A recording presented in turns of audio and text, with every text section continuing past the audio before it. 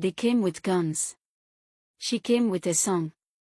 And what happened next silenced an entire battlefield. In the heart of pre-colonial West Africa, two powerful kingdoms stood at the edge of war. The land had been soaked in tension, rival chiefs, broken promises, and blood debts that passed through generations. The battlefield was chosen. Swords were sharpened. Drums of war echoed through the trees.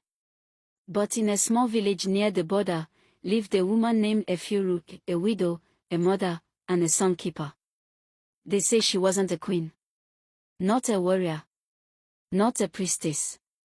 But she had one weapon, her voice.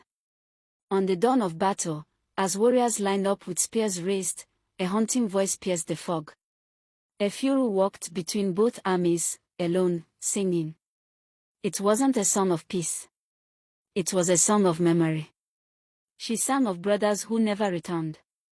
Of mothers burying sons. Of a time when these two tribes danced at the same festival, before pride poisoned the soil. The warriors froze. Even the wind seemed to stop. She sang names. Real names. Names of the dead. Names of the forgotten.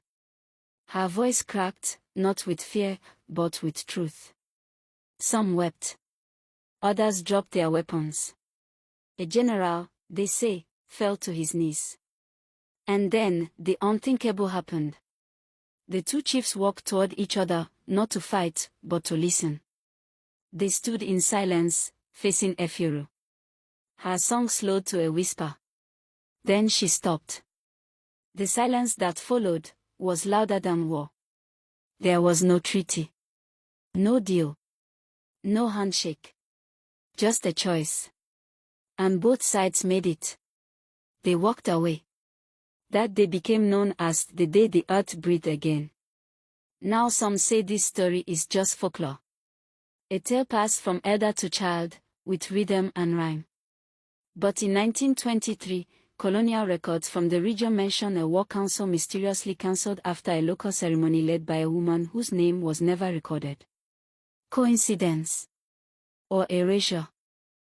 Today, in that same region, when conflict rises, elders don't call warriors. They call a singer. Maybe the most powerful weapon isn't a sword. Maybe it's a voice brave enough to speak when others want blood. Efuru may not appear in your textbooks. But in her village, they say, she fought no one, and saved everyone. What do you think? Could a voice really stop a war?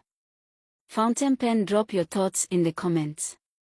Like, speech balloon comment, and subscribe for more forgotten African legends and truths.